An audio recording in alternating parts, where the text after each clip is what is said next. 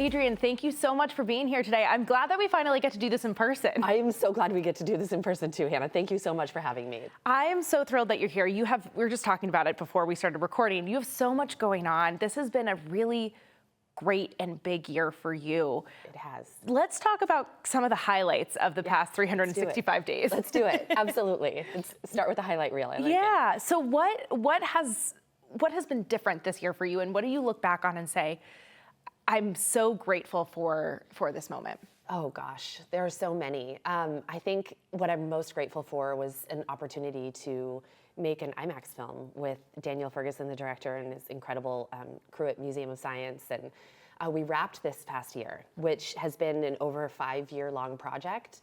When I first got the email about it, it was even longer than that. And it just felt surreal. You know, before we started recording, we were talking about COVID and things shutting down. And, you know, I didn't know if it would still pick back up. Yep. You heard a lot about films being canceled and budgets tightening up. And it just felt really good to see all of the hard work from the cast and crew and paying off and being able to go to that premiere was a real pinch me moment. The whole thing has been a pinch me moment. And so this is a story of, is it 7 New Englanders? Yes. And New England she's the character, right? She is the main character, as she always should be. Yes. She is the main character, and it's these stories of resilience. So first, what made you say yes to this project? Because I'm sure you've been approached with a number of things before that didn't feel right, but this one did.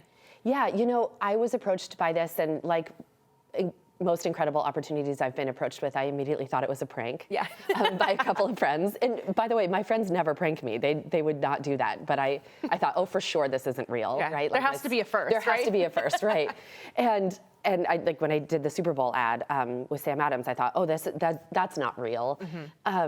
So that was my first reaction. And then I was really touched. And I think, like a lot of people, kids and adults alike, I remembered what it was like to be on a field trip in school or on a holiday vacation, and your parents would say, oh, we're going to go see an IMAX movie, and you would sit your tiny body in the movie theater, and this giant over 5-foot tall screen would be there, and you just remembered what it was like to dive underwater and sail over mountains, and it was so great.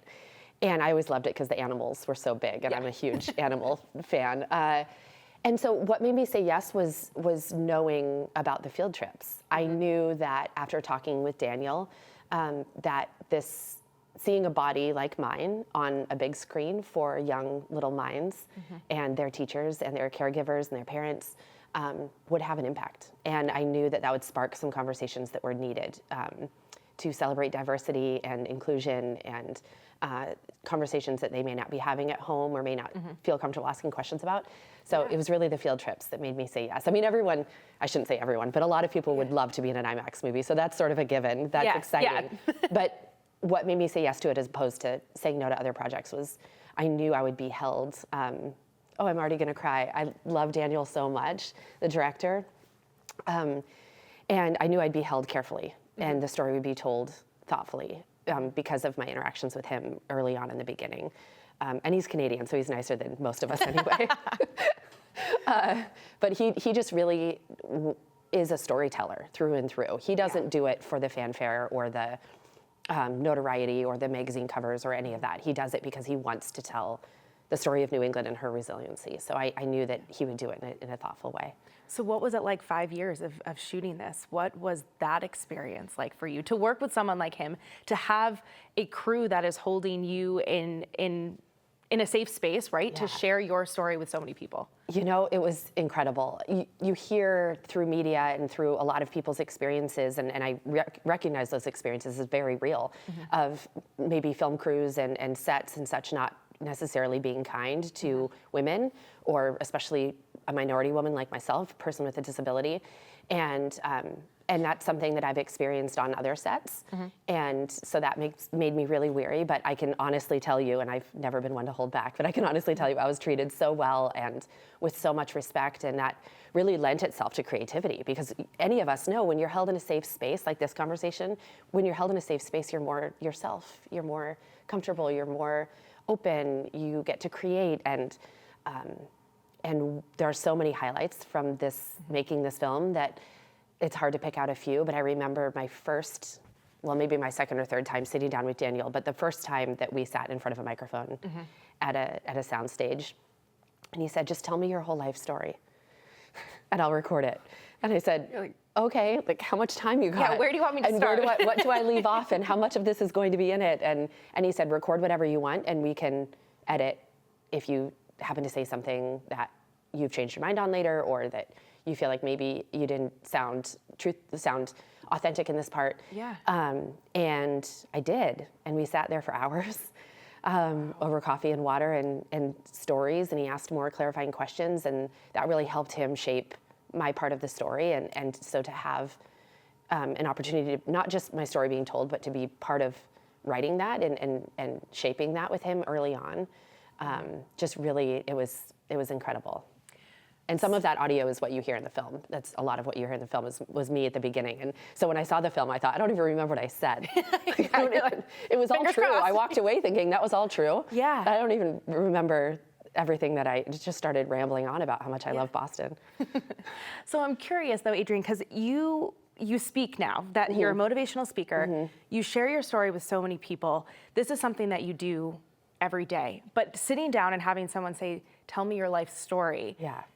Had you ever actually sat down and just been like, what is my story? Yeah. Like, of course, when you're speaking, you're sharing your authentic story and yourself and all of those things. But when someone really just is like, tell me who you are. Yeah. Had you ever done that before? No. I had reporters that definitely have looked at me and been like, say something that you haven't said in other interviews. Yeah. Give me the headline. Give me the juice. What's your ex like? I'm like, no one needs to know that. Yeah. But I don't think I had. And I was cautious with how much I was sharing to respect the people in my life, to respect the stories that have come and gone, and all of that. But I hadn't told the full story. I'm hoping to have a book out, and I want to be able to tell the no holds back version of my life in that book. But yes, I do speak for a living, and it's a joy. I write each talk for each client, so one might be on teamwork, talking about how Shalene and I ran and really, used each other as teammates, and talk about that with Google and how they can cultivate a great team environment, or a different for a hospital in Nepal, or a commencement address at Baylor College of Medicine. But it's not it's not all about me, right? It's not the full story. So this was very unique in that way. Absolutely. And so, I mean, this is, how do you come off of that now and be like, tell me your story? Yeah. However, for people who aren't familiar with your story and your connection here in Boston, you are 10 years ago, which blows my mind. Blows my mind too. I want to correct you and say, no, that was yesterday. Yeah. Or that was 20 years ago. Right. But it does feel like 10. It's remarkable. And you are a survivor of the Boston Marathon bombing. And you lost your leg in that. Yes. And you have taken in stride, you've faced adversity since then, but since that moment, you have really made it a mission to make people's lives better. Why? I knew what it was like to be alone in suffering. And I want to make it clear that, of course, we had all of Boston and beyond rallying for us. And I had the most amazing surgeon, who I'm still very dear friends with today. And I had therapists, and I had my family, and I had my friends. But there is nothing that can compare to the feeling of isolation when something makes your life halt in place. And while I was surrounded by love, I still laid awake every night in that hospital room by myself. I still had moments where I was learning how to walk on the cobblestones and felt like I was going to slip and fall. Because Boston, I love you, but damn your cobblestones. Darn it, they're pretty protected. They're pretty to look at, but my gosh, they're hard. And all the marble floors, like, why do we have marble floors? They're so slippery. So in that way, I know what it's like to suffer alone. I know what it's like to feel like you're the only one, even if I have a very dear friend, my best friend, my husband, my gay husband, was diagnosed with brain cancer a year ago. And, people can also be diagnosed with brain cancer. They can also be diagnosed with or have a lost limb, or you can also lose a spouse, or you can also have, whatever it is that's happening to you. That doesn't mean that just because your story is similar to other survivors or other people that you don't feel alone. And I think that that's the most important part is to make sure people feel a little less alone. Because I'm a big believer that while PTSD is certainly real, it is a heck of a lot worse when you have to do it alone. And so in my work, whether that's speaking or mentoring people or getting a call, which happens often in Boston at one of our many hospitals, that says someone just came in and lost their leg, can you please come? And I'll come and speak to them and the family, and I try and make them feel a little less alone in that suffering. That's incredible, because there's an opportunity there. There's a choice that you made to do that, right? There's a lot of people that might just say, I want to put this behind me. Yeah. And I'm sure in moments that's Absolutely, true, right? You're just like, what am I doing? I cannot be your therapist. I cannot be, So in those moments, Yeah. how do you protect yourself and moving forward and not letting the stories and the kind of the empath override? You know it, empath will always be receptive and take on someone else's pain. I had to learn to observe and not absorb. So what that means is if someone comes up to me in the grocery store and they say, oh my gosh, Adrianne, I know where I was on the sidewalk that day and I saw part of a foot, or I had a survivor and I went out to lunch and she said, I think I saw your foot. It was over by me. And she was, you were wearing gray boots, right? I just thought, you've got to be kidding me. Like, I can't, in no world is that okay. And so I had to really work with my therapist and learn how to observe it and say, wow, they're having a really emotional moment right now. And that's theirs to deal with. And that doesn't mean I need to be unkind or respond in an empathetic way, but it's not mine to take. It's not mine to carry. And I had to learn that. That's hard. That's hard to do. And, I think that saves me from really taking that on, because of, early on before I learned that skill, and it doesn't come all the time, of course. If I haven't had sleep the night before, that's a little harder. But, earlier on, someone would come racing up to me and say, I heard what you said about the death penalty, and my best friend was a juror, and, I heard that you said, and it's, fake reporting, fake news, whatever. And I would just get so triggered and so defensive and so here, my therapist and I will just do this motion. Here. It's way up here, you're just vibrating up here. And getting so anxious and worked up by it, rightfully so. They're talking about my life, and I had to learn how to observe and not absorb. And I don't talk about this very often, but I've had numerous death threats and stalkers and some really scary things as a result of this over the past 10 years. And this still happen, and that has affected where I live and where I move and what I say and my presence online and all of that. And that is almost debilitating. But you just have to learn how to observe it and say, I'm going to notify the right authorities, and I'm going to try and protect myself in the best way I can, and try to lead a normal life while that's happening, and not be scared. And it's okay to be scared, but not be scared every minute of every day to leave the house and walk my dog or something. And that's hard. It's hard. It's hard. I never want to sound like, oh, I figured it out. Here's exactly what you do. Yes. I just moved to the suburbs out of Boston, which is crazy, but that's a result of all of that.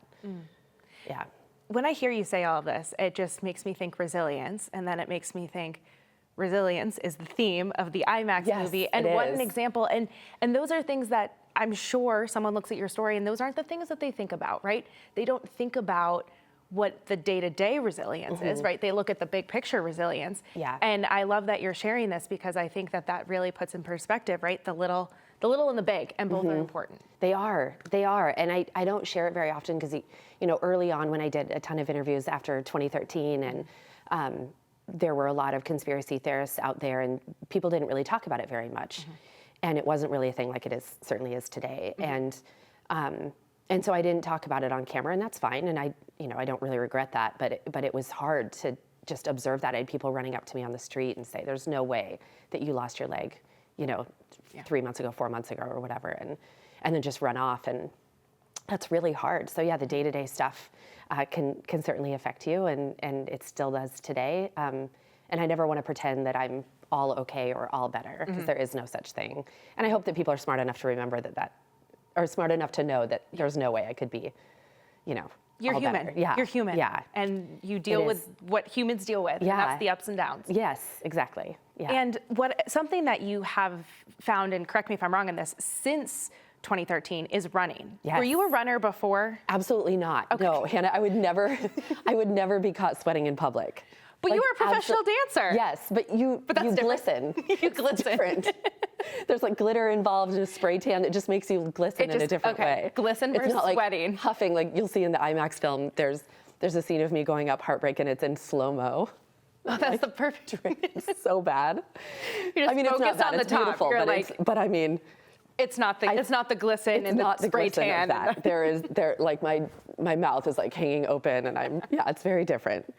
It's very real of what heartbreak is like, and Yes. but I was not a runner, no. And so why did you start running? And then what has running brought you that keeps you coming back? Because people start running and they're like, one, done, out. I thought that. It's interesting. I really thought that. I did 2016. I was so proud of it. I came in dead last in the Boston Marathon.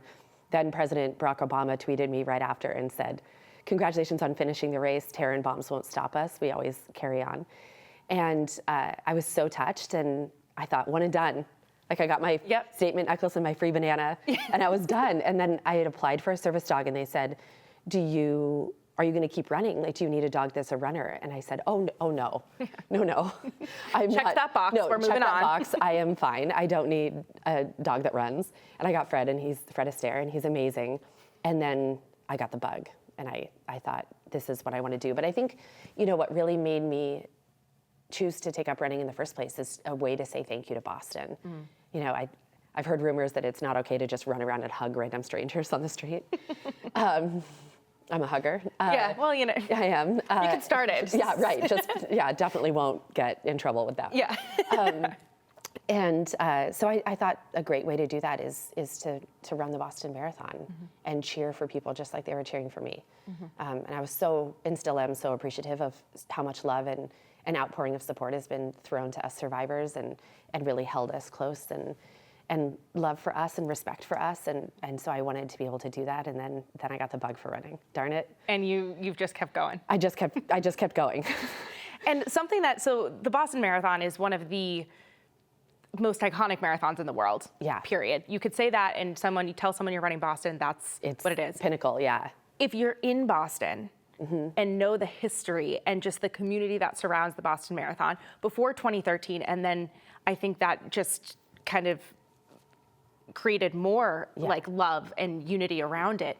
But one thing that it was missing is there was no para division. Yes, and it's true. And that was until, what was it, 2019? 2021. It was implemented to play out in 2020, but then 2020 was 2020. And so the first year was 2021 when they had it, yeah. And you were a trailblazer in that. You were really pivotal in that. Can you talk about what it was like to get the para division, to be recognized by the Boston Marathon, but then why it was important for you? Yeah, it was. So I'd come in dead last in 2016, and it was. But you finished. But I finished. I finished, and I was so naive. I didn't notice the 30,000 people that passed me, and I finished, and I was like, "Yeah, I did it."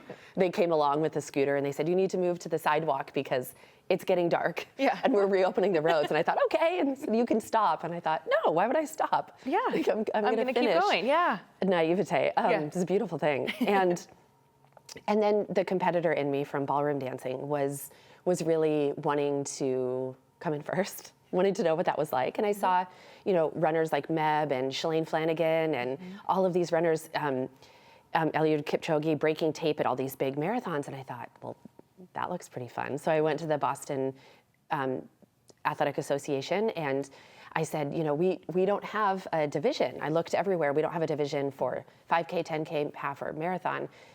And they said, in a very loving way, because we were friends, they said, Adrianne, 10 hours and 44 minutes is not a competitive time. But we love you.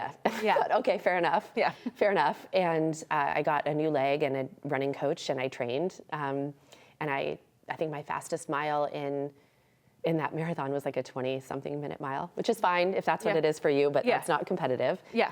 And my fastest mile I think I've ever run is a 6:03. That's not sustainable for 26.2, but I knew that I was faster. And I think what's really driving me in my work, both with speaking and advocacy and mentoring and the division, is I can't be the only one. Like I always think, like if I suffered this sort of mental hardship while I was in the hospital, or getting a leg for the first time, or being fit for this, or having this happen with a car, like I can't be the only one. And so when I thought about the division, I thought, I can't be the only one. So I was already speaking a lot to these different prosthetic and amputee conferences, and I started asking around, and I found there are a lot of people that are very fast, much faster than me even, darn it, and much faster than me, and they're runners and they want to compete. So I went back to the BAA, and long story short, we had an early start, but it wasn't competitive, and 2018 happened, and I ran out there and had an early start with some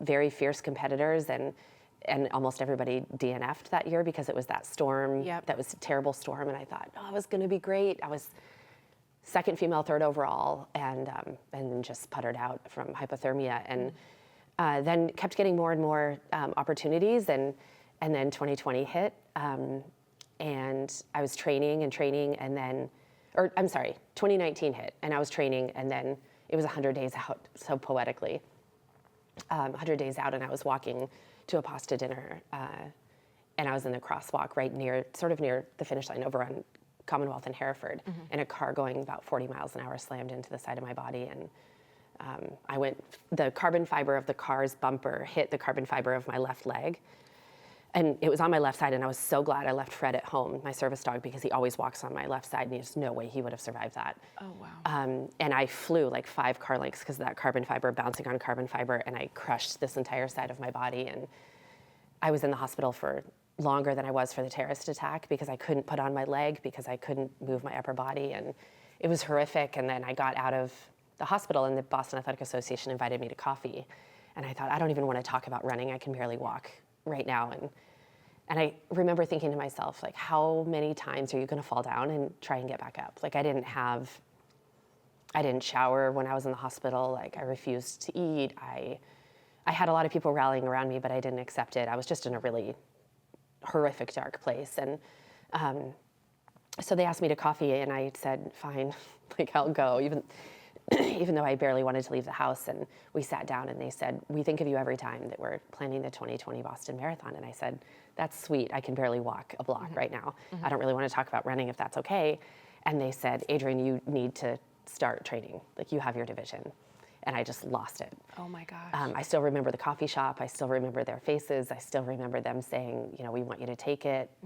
We want you to take the win. And it was just the motivation I needed to train and keep going. And I knew that the little kids that I was mentoring who kept saying, like, I don't see us in ads unless it's a pity ad, look at that person fall down and then get back up. Look at that person suffer and then do well. They don't see us for just our strength. They don't see us in rom-coms. They don't see us in TV or Oscars. And the Oscars goes up there and says how inclusive they are with their giant staircase and their no wheelchair ramps, and they're playing people with disabilities. And there's so many places that we're not seen. And I knew in that moment when they told me we had the division that was going to be a big game changer. And it has been.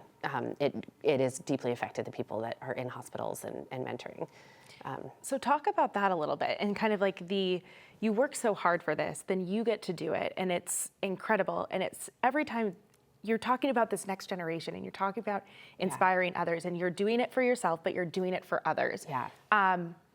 What have the kids that you mentor, the people that you ran past when you're running the 2021 Boston Marathon?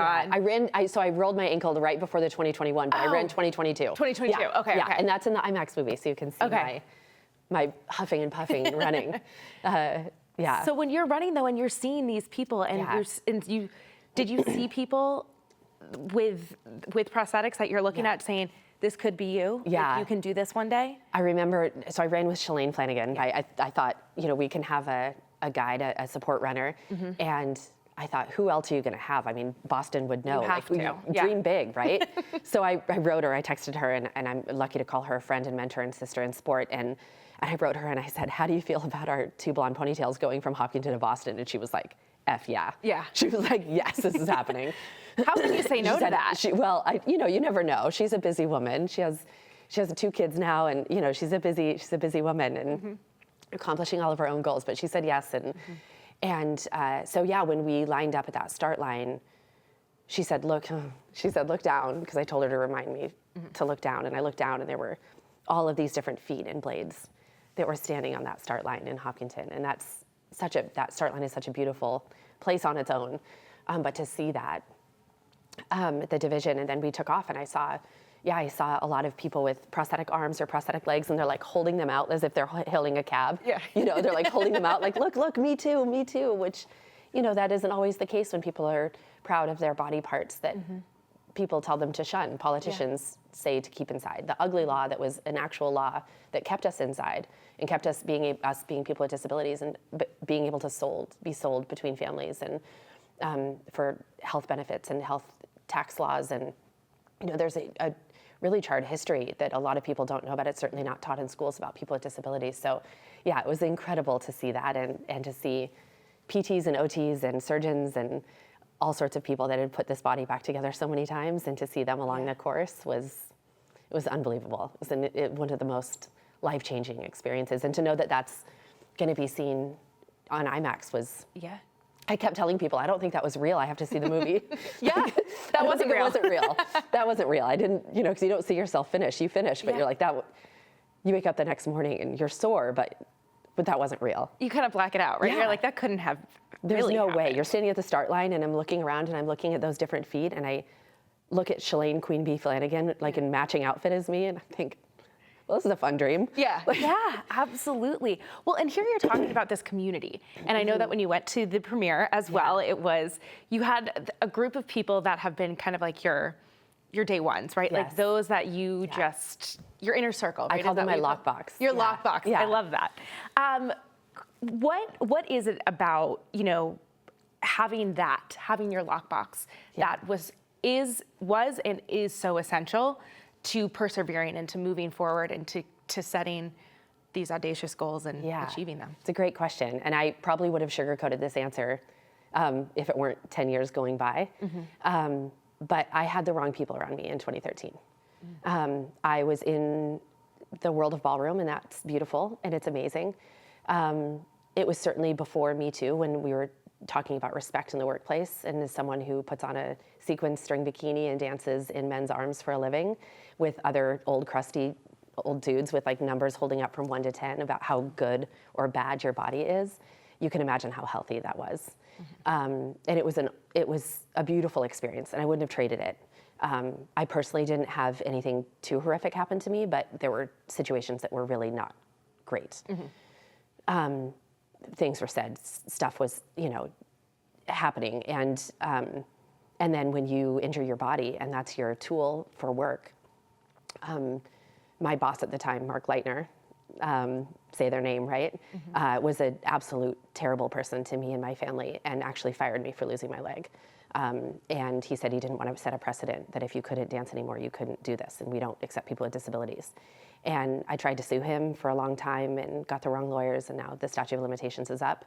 The court of public opinion will take care of him in my book, but it was just a really hard time. People with like perfect bodies, whatever that is, don't come and visit the kid with a disability in the hospital as a way of being accepting to them. And when I sat in that hospital bed and I looked around at who I was surrounding myself with, and when they did come in, it was very torturous and really mean things were said. And then when I started getting on the news, then they just rallied all around me and wanted to promote their business. And so if you see some of the clips, of course it looks like everything's fine, but I was Be the friend. Yeah, I was a mess. I was a real mess, and it was incredibly damaging to me. And I think this is the first time I've ever talked about it on camera. And it was awful. And so after that, I thought I need to surround myself with some real people, as opposed to the fake spray tan ones that are mostly in it for looks. And so I tried to do that, and then when I was hit by that car and I ended up in the hospital again and people started to come see me, I thought, this is what it means to cultivate good friendships. These are my people. These are my people. And it was just a completely different way to recover mentally and physically. And while I did go dark and twisty after being hit by that car, as anyone would, I think I was only able to do that because I was surrounded by the right people. I didn't do that in 2013. I just kept going because I felt like that's what you do. But it wasn't until I had the safe space to lose my mind that I could do that and then recover in a more healthy way. Isn't it kind of funny how that happens, right? Like, Yeah. it would make more sense Yeah. to do it the opposite way. Right. Like if you're surrounded by the wrong people, you would go, yeah, Right. but it's not that, because you have people around you being like, you're fine, you're fine, you're fine, you're fine. Yeah. Just come back to work, you're fine. Yeah. Yeah. And I had didn't. a I never girlfriend went back. text me last night saying, feel the feels. And I was like, whoa. Yeah. I was like, that's Feel the feels. Yeah. It's I was like, okay to that's a not be friend. okay. Yeah, that's a friend. Yep. feel the feels. The friend that says, hey, I hear your options. People always ask me, and I've done a TED Talk on this, that like what to say when your friend is in the hospital. Because we'll all get the call that your mother, brother, sister, or lover is there, and they need you to go there. And as you're in the car, in the Uber on your way, you're thinking, this is how I'm going to make this better, right? How I'm gonna fix it. How I'm going to fix it. I'm going to fix it. I'm going to bring them flowers, and I'm going to talk about this one time, and maybe I'll talk about Adrianne, who's walking again, so I'm not going to let them. That happens a lot when I visit people in hospitals. The parents are like, see, she's all better. And I'm like, no, we're going to deal with what's in the moment now. I'm going to meet them where they are. Yeah, I'm going to meet them where they are. We're going to send texts every day that says, yeah, this stinking sucks. Yeah. This is awful. This is 'Cause it awful. is. And then And that's there's it. no- yeah, Yeah, that's it. absolutely. It's awful. And I am so sorry you're having to go through it. And not everything happens for a reason. There's no reason why kids get shot in classrooms and little kids lose their lives to terrorist attacks. And it gets to be just really awful. And it can be awful, because unless it's awful, there's no way to get better. Yeah. So I love that. So thank you to Adrianne's community Yes, for absolutely. being there and for making it. I asked the museum, I said, can I have just a room off to the side? I don't want to be like the person that needs a green room. I'm not that person. But just like a room off to the side, I'm going to have champagne and just toast my friends, because I just have to say thank you. incredible. And so thanks to my friends that let me be me and feel the feels. Like your friend said, it's so important. So we're wrapping up here, and you mentioned earlier, Yes. you have a book. You're working on a book. Working on a book, yes, and all my Tell free us- time, Hannah. Yeah, because you have so much of it. In all my free time, yes. Tell us kind of like top level what we can expect with the book. Yeah, so I've wanted to write one for a while, and I should have been like everyone else who wrote it during COVID when we all slowed down. And I was not that person. I learned to cook and bake bread like the rest of everyone. Hey, those are important skills They too. are. And I'm working on the book. So there, a lot of people asked, what made you get up off the sidewalk? And I didn't really get up. I sort of hobbled around. But what makes you keep going? What gives you that resilience?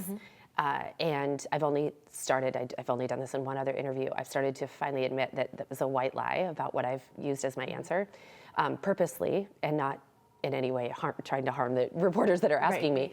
But I knew what I wanted to say needed to be in a book. I was adopted, and some people know that, some people don't. That's no secret. But my birth mother was also killed on a sidewalk by a monster. And when I went down on that sidewalk, I knew I couldn't go like her. And I wasn't going to. And so that's what made me roll over and start to move around. And the off-duty doctor, whose name chooses to not use his name in interviews, and I deeply respect that, the off-duty doctor that testified in the trial, they were trying to figure out how many people would have lived or died if it hadn't happened near so many people that were willing to help. And in that part of the trial, the off-duty doctor had testified that I would have died within probably 30 to 40 seconds had he not seen me moving. He passed right by me, thinking I was not alive because of the amount of blood that I'd lost. Wow. And when he saw me moving, he came back and grabbed me. And so I definitely would have passed if it weren't for him, but I would have passed if it weren't for my birth mom, who like immediately clicked into my head. And I was like, I'm not going down. So I tell her story. And I rally against a lot of the narrative about serial killer movies and television shows and true crime. So that's sort of the next chapter of all of that. I haven't said any of that in an interview yet, but I'm tired of that story not being told, and I am ready for that story to be told, and her story to change that narrative of the late 70s, early 80s. And I think it's so important that it's coming at a time that you're ready to share it. Yeah. And talking about the timing about everything and just the way processing and things like that too. Just yeah, I needed to process a lot of that. I knew in early interviews that if I had talked about that, it would have been too soon. And I knew. I mean, I talked about it. I tried to have a book published about it when I was like 20, which is silly. But I knew that I needed time to sit with it and to take on the court of public opinion about it is a different way. But I now believe that you can tell your story and people can absorb that however they want, right? I can only tell the truth. And then, as I know with conspiracy theorists and everything, they're going to say what they're going to say, and I'm still going to live my best life with my lockbox and great interviewers and people like Daniel with IMAX who take good care of you and tell your story right and let you have your voice. So I think I'm ready to tell that and let that get out into the world and have it be received however it is. And it doesn't affect the way I love her or how people see me. Yeah. Well, we'll be excited for when that comes out. Thank you very much. My final question I ask everyone, and I know we're almost out of time, but on your tough I'm a days. rambler, sorry. No. I could keep You're going. easy to talk to, that's why. Tough days. Yeah. Do you lean on a mantra? Is there something that gets you through? Yeah, I think what will get you to the finish line is nothing compared to what got you to the start. So when you have something that's ahead of you, whether that's 26.2 miles or a book or a big something you're working on or a challenge, maybe that challenge that day is to get out of bed. Maybe that challenge is to walk again. What will get you to that finish line is nothing compared to what got you to the start, because so often we think of all the stuff we have ahead of us instead of thinking everything that we've already done. Like I've already learned to dance, learned to walk, learned to navigate a New England winter, learned to try and love this body now the way it is. And so I think of everything I've already done to get me to the next step. Amazing. Adrianne, thank you so much. Thank you so much for having me, Hannah. You're so wonderful to talk with. Thank you. We're excited for the next chapter for you. Thank you. I appreciate it. Thanks.